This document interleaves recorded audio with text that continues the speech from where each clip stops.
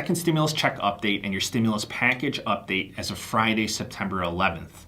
I am so grateful to live in the greatest country in the world, and I want to remember the victims of 9/11 and give honor and praise to all the firefighters, the first responders, and all the servicemen of this great country. I hope that we as Americans can help one another out so that we can restore the health and well-being of this great country. It's a privilege for me to give you the daily news, so thank you so much for your support, and I appreciate it so much.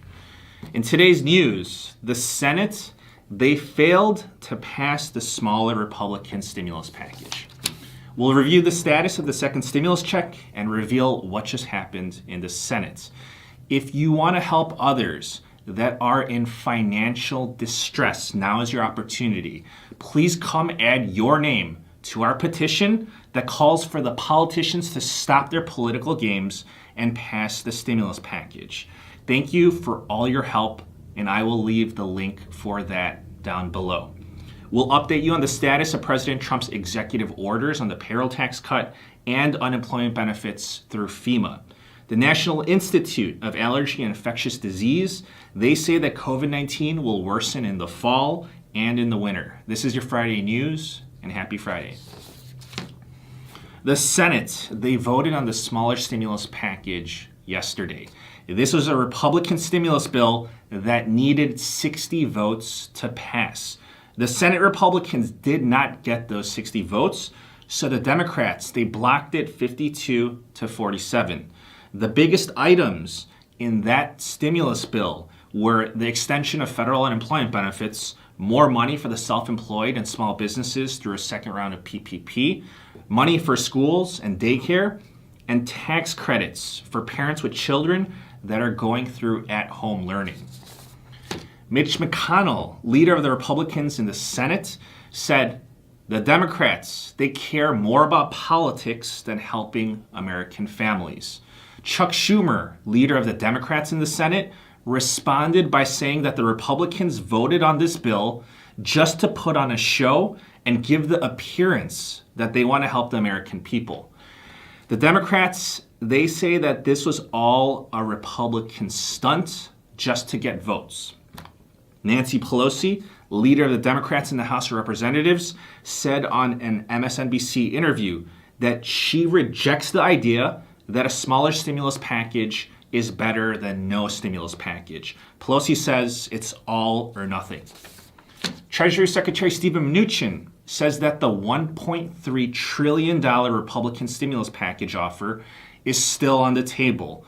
That $1.3 trillion stimulus package, that includes a second stimulus check for $1,200, the extension of federal unemployment benefits, and a second round of PPP money for the self-employed and small business owners. But Nancy Pelosi says that $1.3 trillion is not enough and that she wants $2.5 trillion all or nothing. Mitch McConnell is accusing the Democrats for not wanting to pass anything before the elections because a stimulus package would help Americans and would sway people to vote Republican. President Trump claims that the Democrats want Americans to suffer now so that Americans get upset, they blame him, and they vote Democrats. As you can see, there are so many political games being played at the expense of the American people. For these reasons, I wrote those letters to President Trump, to Senate Majority Leader Mitch McConnell, and Speaker of the House Nancy Pelosi. I wrote that letter calling for the politicians to stop the political games and to remember their duty to the American people. Unemployment remains at record high levels. The income inequality is rising. Food insecurity is rising. Evictions are rising. Americans are simply suffering. While all of this is happening, there are billions of dollars of unused funds and uncommitted funds from the previous stimulus package. If you would like to help others out that are experiencing financial distress, then please come help us out by adding your name to our petition.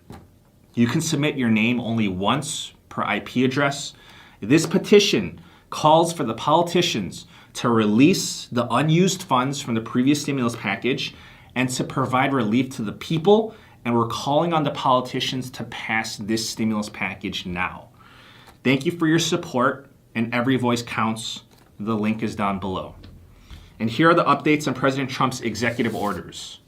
Regarding the payroll tax cuts, the 2.2 million federal workers will currently not be able to opt out of the payroll tax deferral.